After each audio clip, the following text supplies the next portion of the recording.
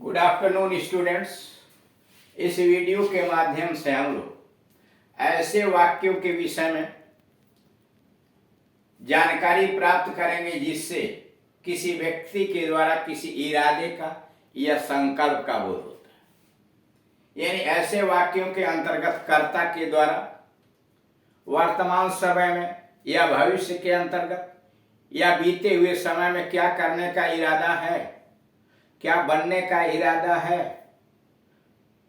या क्या होने का इरादा है, ऐसे वाक्यों के विषय में जानकारी दी जाती है। यानी इसमें कर्ता इस वाक्य के माध्यम से यह बोध कराने का प्रयास करता है कि वह भविष्य में या वर्तमान में क्या करने वाला है, उसका इरादा क्या करने को है। इसीलिए यहां हेडिंग पड़ी इरादा या संकल्प सूचक वाक्य। इस प्रकार के वाक्यों से कार्य करने के इरादे इंटेंशन या संकल्प डिटर्मिनेशन का भाव व्यक्त होता है। यानी इस प्रकार के वाक्यों के द्वारा कार्य करने का इरादा क्या है, इंटेंशन क्या है या संकल्प डिटर्मिनेशन क्या है, उसका भाव व्यक्त किया जाता है। जैसे पहला वाक्य है, मेरा इरादा गाड़ी खरीदने का है। मेरा इरादा गाड़ी खरीदने का है। I intend to buy a car. I intend to buy a car. अथवा I intend buying a car. To buy infinitive है और बाइंग क्या है, यह जेरंड के रूप में प्रयोग किया गया है। I intend buying a car. दूसरा वाक्य, उसका इरादा अंग्रेजी सीखने का है। ही इंटेंड्स, सिंगुलर नंबर में करता, चूंकि ही सिंगुलर नंबर है इसलिए इंटेंड में यस जोड़ दिया। He intends to learn English. He intends to learn English. उसका इरादा अंग्रेजी सीखने का है। He intends to learn English. अथवा he intends learning English. He intends learning English. Number 3, उसका इरादा सबको धोखा देना है। उसका इरादा सबको धोखा देना है। He intends to deceive all. He intends, उसका इरादा है टू डिसीव ऑल, सभी को धोखा देने का। अथवा he intends deceiving all. He intends deceiving all. ऐसे वाक्यों के इरादा से इरादा का भाव व्यक्त होता है।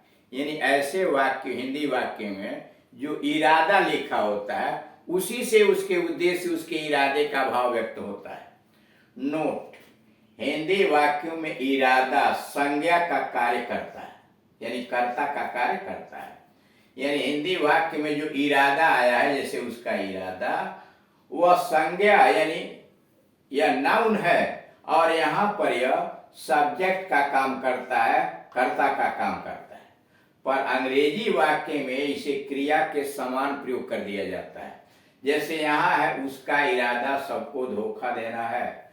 इरादा यहां नाउन है और यह आया किस लिए, हिंदी वाक्य में सब्जेक्ट बन के आया है, कर्ता के स्थान पर आया हुआ है। उसका इरादा सबको धोखा देना है। तो यहां देख रहे हैं इरादा सब्जेक्ट है हिंदी वाक्य में, लेकिन अंग्रेजी जब बना है तो ही इंटेंड्स, वह इरादा रखता है क्या, to deceive all. He intends to deceive all, यानी यह क्रिया के रूप में प्रयोग कर दिया गया है। अब बनेगा कैसे रूल नंबर 1, सबसे पहले सब्जेक्ट लिखिए नाउन या प्रोनाउन कर्ता के स्थान पर। जैसे यहाँ ही आया है, वहां आई आया है। आप यहाँ राम भी लिख सकते थे, राम का इरादा सबको धोखा देना, तो नाउन हो जाता। यानी सब्जेक्ट के स्थान पर नाउन और प्रोनाउन होगा। उसके बाद वर्ब रखेंगे इंटेंड का रूप, सिंगुलर प्लूरल के हिसाब से, और उसके बाद इन्फिनेटिव यानी टू लगा के वर्ब लिखेंगे इन्फिनेटिव के रूप में। यानी रूल नंबर 1 के अनुसार सबसे पहले सब्जेक्ट लिखिए जो नाउन या प्रोनाउन होगा, उसके बाद क्रिया इंटेंड वर्ब इंटेंड रखिए और उसके बाद इन्फिनेटिव, जरूरत पड़ने पर अदर वर्ड्स उसके आगे जो शब्द दिए गए उनकी अंग्रेजी लिखिए।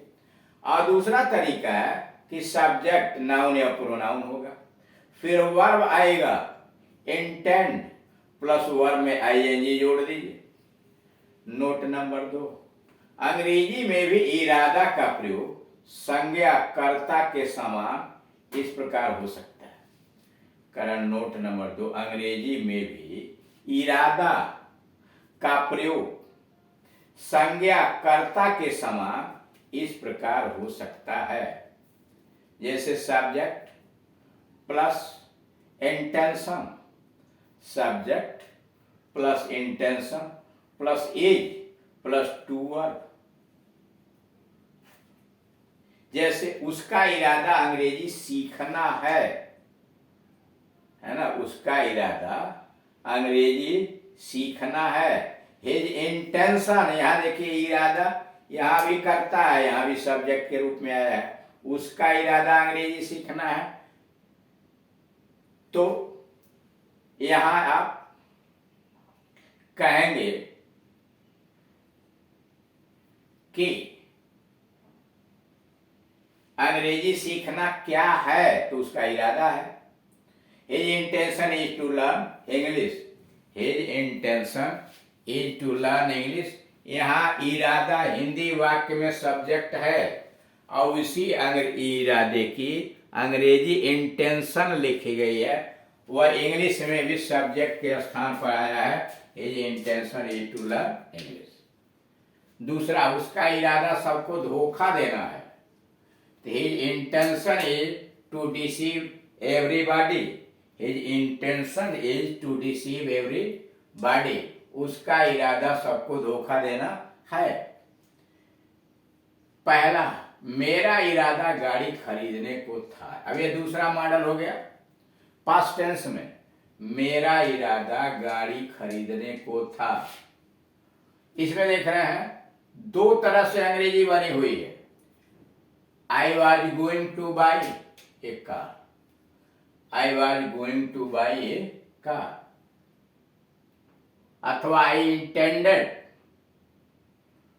To have bought a car, I intended to have bought a car। यहाँ दो बार लिख लिया है।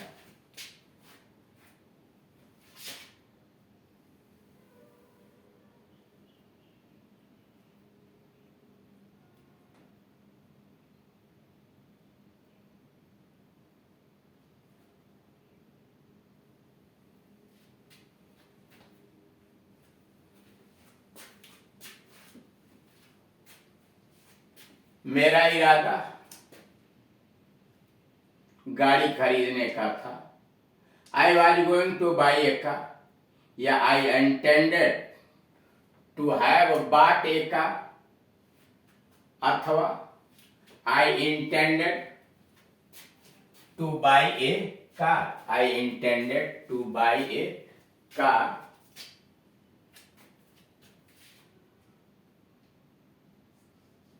By I a car, I intended to buy a car, या आई इंटेंडेड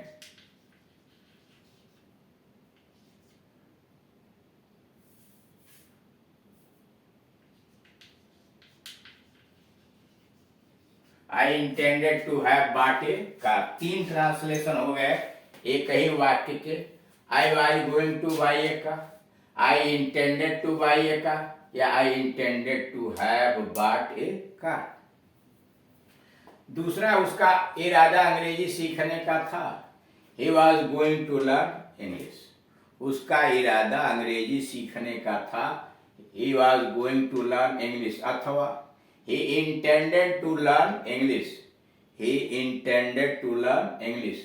तीसरा वाक्य, he intended to have learned English, he intended to have learned English। ऐसे वाक्यों से भी यह बोध होता है कि जो इरादा या संकल्प भूतकाल में था वह पूरा नहीं हो सका। यानी ऐसे वाक्यों से भी यह पता चलता है कि जो इरादा भूतकाल में कर्ता ने किया था वह इरादा उसका पूरा नहीं हो सका। अब बनाते कैसे, रूल नंबर 1, सबसे पहले सब्जेक्ट लिखे, नाउन प्रोनाउन, वाज वेयर में से कर्ता के अनुसार सहायक क्रिया लगाइए, फिर गोइंग और तब इन्फिनिटिव और दूसरे अगर शब्द है तो अदर वर्ड्स, जैसे I was going to buy a car, I हो गया सब्जेक्ट, वाज गोइंग हो गया वर्ब, इन्फिनिटिव और ये अदर वर्ड्स में कार हो गया। दूसरा तरीका है subject noun pronoun verb intended रखिए, जैसे वर्ब इंटेंडेड है आई इंटेंडेड और तब इन्फिनिटिव और other words I intended to buy a car. तीसरा है सब्जेक्ट नाउन प्रोनाउन लिखिए, वर्ब इंटेंडेड रखिए आई इंटेंडेड और उसके बाद to have plus past participle, यानी टू हैव बाट क्रिया का थर्ड फॉर्म अदर वर्ड्स। यानी ये 3 तरीके हैं बनाने का कि किस प्रकार से आप अंग्रेजी बनाएंगे। नोट नंबर 1, अर्थ के दृष्टि से intended to have to be, यानी अर्थ के दृष्टि से इंटेंडेड, उसके बाद इन्फिनिटिव टू और प्लस वर्ब लगाया जाता है, और intended plus to have past participle में थोड़ा अंतर है। यानी यह वाक्य लिखा है I intended to buy a car, या यह वाक्य लिखा है intended to have bought a car, इन दोनों में अर्थ में थोड़ा अंतर है। अंतर यह है कि केवल टू प्लस वर्ब से यह बोध होता है कि इरादा निकट भूतकाल में पूरा नहीं हुआ। यानी कह रहा कि केवल टू प्लस वर्ब से यह बोध होता है कि इरादा निकट भूतकाल में पूरा नहीं हुआ, परंतु to have plus past participle से यह बोध होता है कि इरादा भूतकाल में बहुत पहले पूरा नहीं हो सका। ऐसे वाक्यों में भी इरादा संज्ञा का अनुवाद नाउन के द्वारा हो सकता है। यानी ऐसे वाक्यों में भी इरादा यानी संज्ञा का अनुवाद नाउन के द्वारा हो सकता है, तब यह वाक्य में कर्ता का कार्य करेगा। यानी इरादा को अगर आप सब्जेक्ट के स्थान पर ले जाएंगे, नाउन के रूप में ले जाएंगे, तो ऐसे वाक्यों में यह कर्ता का कार्य करेगा। जैसे उसका इरादा सबको धोखा देना था, his intention was to deceive all, his intention was to deceive all. दूसरा, उसका इरादा स्पष्ट नहीं था, his intention was not clear, his intention was not clear.